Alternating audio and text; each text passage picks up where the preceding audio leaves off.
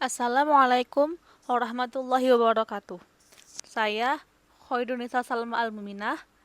Di sini saya akan menjelaskan tentang sejarah dan perkembangan studi Islam, masa klasik, pertengahan, modern, dan kontemporer. Sebelum menjelaskan sejarah perkembangan di masa-masa tersebut, saya akan menjelaskan tentang pengertian studi Islam. Studi Islam merupakan terjemahan dari bahasa Arab Dirasat Islamiyah atau dalam bahasa baratnya Islamic Studies. Studi Islam memiliki makna yaitu kajian-kajian yang berkaitan dengan keislaman. Tetapi karena makna ini terlalu umum, maka kita perlu memperjelasnya dengan pengertian studi Islam secara terminologis. Secara terminologis, studi Islam diartikan sebagai memahami dengan menganalisis secara dalam hal-hal yang berkaitan dengan agama Islam, pokok-pokok ajaran Islam, sejarah Islam, maupun realitas pelaksanaannya dalam kehidupan. B. Sejarah perkembangan studi Islam. Perkembangan studi Islam terus-menerus mengalami perkembangan dan pembaharuan dari awal peradaban dunia sampai masa kini. Jika kita melihat perkembangan yang terus maju ini, kita bisa mengkategorikan sejarah perkembangan studi Islam menjadi 4 masa, yaitu klasik, menengah, modern, dan kontemporer. Untuk lebih mengetahui tentang sejarah perkembangan di masing-masing masa, kita bisa mengetahuinya lewat keterangan berikut. Yang pertama, masa klasik. Selama penggal sejarah timbulnya Islam, peradaban dunia meliputi 2 kerajaan, yaitu Sasanid Persia dan Bizanti Roma, yang bersuku Badui dan pengembala unta yang hidup dengan cara berkabilah dan berdagang.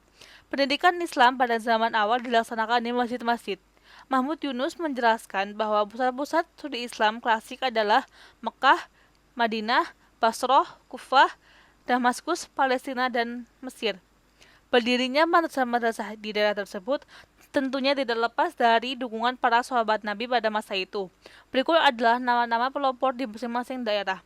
Mekah ada Abu Bakar, Umar, dan Utsman. Lalu Basrah, Abu Musa al-Asy'ari dan Anas bin Malik. Kufah, Ali bin Abi Thalib dan Abdullah bin Mas'ud. Damaskus, Ubadah bin Abu Darda. Mesir, Abdullah bin Amr bin As. Pada zaman kejayaan Islam, studi Islam dipusatkan di ibu kota negara, yaitu Baghdad. Pada zaman Al-Makmun, putra Harun al-Rashid, di istana dinasti Abbas didirikan Bait al-Hikmah sebagai pusat pengembangan dan ilmu pengetahuan dan dengan fungsi ganda, yaitu sebagai perpustakaan dan lembaga pendidikan, serta sebagai tempat penerjemah karya-karya Yunani kuno ke dalam bahasa Arab yang untuk melaksanakan akselerasi pengembangan ilmu pengetahuan. Sementara itu, Eropa terdapat pusat kebudayaan yang merupakan tandingan Baghdad, yaitu Universitas Cordova, yang didirikan oleh Abdurrahman III dari dinasti Umayyah di Spanyol. Di timur Islam, Baghdad juga didirikan Madrasah Nizamiyah yang didirikan oleh Perdana Menteri Nizam al-Muluk di Kairo, Mesir. Di Kairo, Mesir, didirikan Universitas Al-Azhar yang didirikan oleh dinasti Fatimiyah dari kalangan Syiah. Dengan demikian, pusat-pusat kebudayaan juga merupakan pusat studi Islam pada zaman kejayaan Islam dengan Baghdad, Mesir, dan Spanyol. Selanjutnya, masa pertengahan. Masa pertengahan studi Islam diawali ketika mulainya kontak antara orang Islam dengan orang Kristen. Pada masa ini, studi Islam mulai memasuki wilayah Eropa. Kajian Islam yang diajarkan di masa ini lebih dengan tujuan polemik karena banyak ajaran Islam yang disalahartikan oleh orientalis. Meskipun begitu, kontak dan ketegangan antara dua kaum ini menemukan titik di mana studi Islam memperoleh manfaat besar dari perkembangan metodologi dan kajian ilmiah di Barat. Dalam 2 dekade akhir ini, tumbuh kesadaran akan pentingnya pendekatan ilmiah dalam melakukan studi Islam. Dalam setiap pendekatan, ditemukan berbagai metode tertentu yang lebih kritis dan aplikatif dari metode lainnya. Tetapi tentunya, metode-metode yang ditemukan itu tergantung dengan apa yang ingin diketahui dan data yang diakses. Jika dilacak, sejarah pertumbuhan Islam dapat dilihat jelas pada abad 19, di mana pada abad itu, ajaran yang ditekankan pada tradisi filologi, orang-orang yang mengikuti metode ajaran ini adalah para pakar bahasa. ahli teks-teks kunci klasik yang melalui bahasa dan teks klasik tersebut mereka dapat memahami gagasan dan konsep utama ajaran Islam tanpa perlu melihat konteks. Akan tetapi, tentu saja di setiap metode ada kelemahannya. Dan kelemahan atau keterbatasan metode ini adalah karena penekanannya yang eksklusif terhadap teks. Dunia Islam dipahami dengan secara tidak langsung dan tidak melihat kehidupan muslim di masyarakatnya. Karena mereka hanya mengetahui melalui teks-teks yang merupakan tradisi intelektual klasik Islam. Maka bisa disimpulkan bahwa metode ini hanya berfokus pada tulisan-tulisan muslim dan bukan muslim itu sendiri. Lalu yang ketiga, ada masa modern. Setelah mengetahui dampak negatif dari penggunaan metode tradisi filologi, di masa berikutnya, tepatnya masa modern, muncullah kajian sains. Para penganjur pendekatan ini berpendapat bahwa kajian tentang masyarakat harus diupayakan melalui metode-metode sains seperti yang digunakan para ilmuwan sosial. Pendekatan ini berdasarkan keyakinan bahwa semua masyarakat akan mengalami perkembangan historis. Pendekatan ini juga memiliki kelemahan, di antaranya adalah perhatian yang lebih pada fungsi, daripada bentuk-bentuk atau makna atau muatan kultural dari institusi sosial.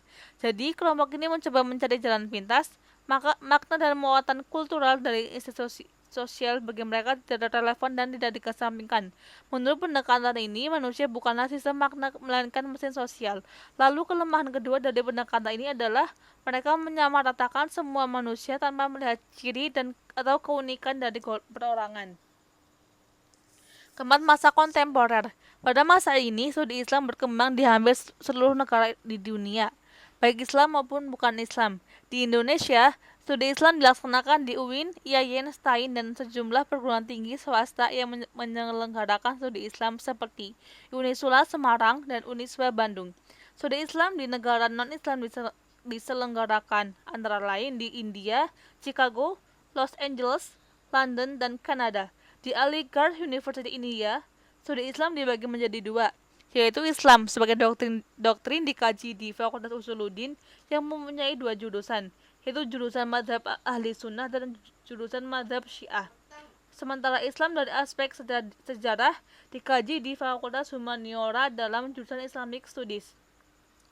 Lalu, di Jamiah Millia Islamiyah New Delhi, Islamic Studies Program dikaji di Fakultas Humaniora yang membawahi juga Arabic Studies, Persian Studies, dan Political Science. Di Chicago, kajian Islam diselenggarakan di Chicago University. Secara organisatoris, studi Islam berada di bawah Pusat Studi Timur Tengah dan jurusan Bahasa dan Kebudayaan Timur Dekat. Di lembaga ini, kajian Islam lebih mengutamakan kajian tentang pemikiran Islam, bahasa Arab, naskah-naskah klasik, dan bahasa non-Arab. Di Amerika, studi Islam pada umumnya mengutamakan studi sejarah Islam, bahasa Islam selain bahasa Arab, sastra, dan ilmu-ilmu sosial. Studi Islam di Amerika berada di bawah naungan Pusat Studi Timur Tengah dan Timur Dekat.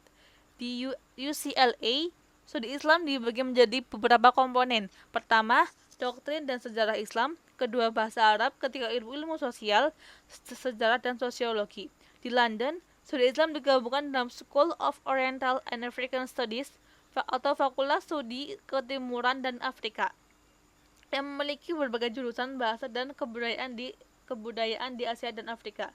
Dengan demikian, objek studi Islam dapat dikelompokkan menjadi beberapa bagian, yaitu sumber Islam, doktrin Islam, ritual dan institusi Islam, sejarah Islam, aliran dan pemikiran tokoh, studi kawasan, dan lain-lain. Cukup sekian presentasi dari saya.